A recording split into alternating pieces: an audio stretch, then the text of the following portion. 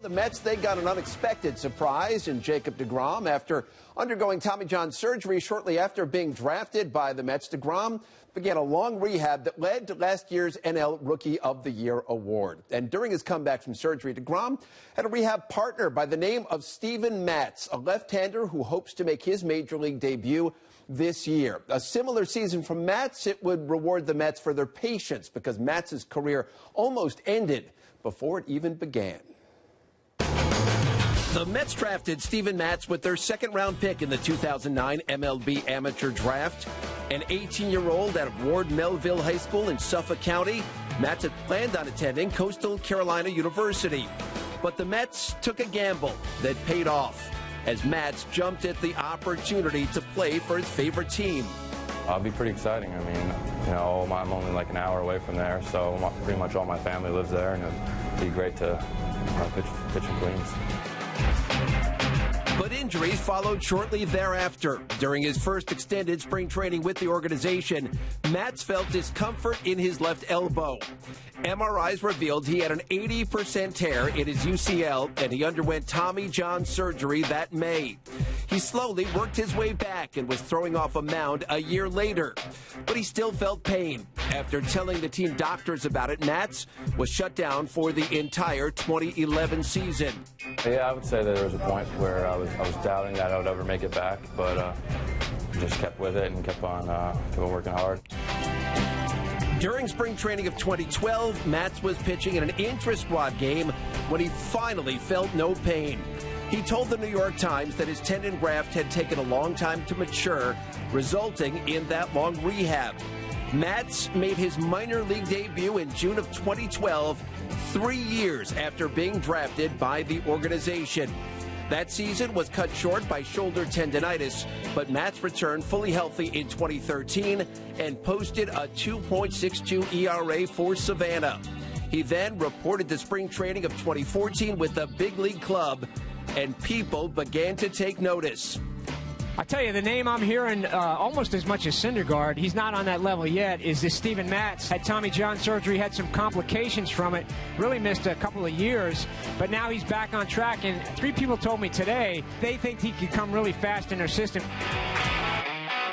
After putting up his best numbers for Single-A St. Lucie in the first half of last season, Matz was promoted to Double-A Binghamton. When I was rehabbing, it seemed like Double-A was so far-fetched, and you kind of entrenched in what you do while I'm there. But looking back at it now, like 3 years ago, if you would have told me I would have been here, I would have been like, no way, So it's pretty cool.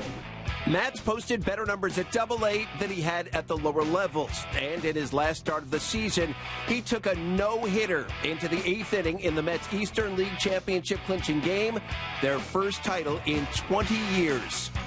Steven Matz, simply put, was dominant this year. His timetable may accelerate than what a typical guy would be. He's really putting it all together, and he's shown that he's a big game guy.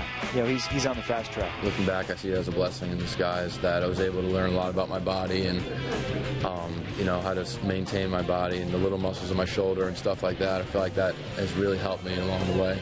Matz has already been through what he hopes are the toughest challenges he'll ever have to face. He's not expected to crack the crowded rotation this year when spring training ends, but he's yet another reason for the Mets to believe they'll have a dominant rotation for many years to come.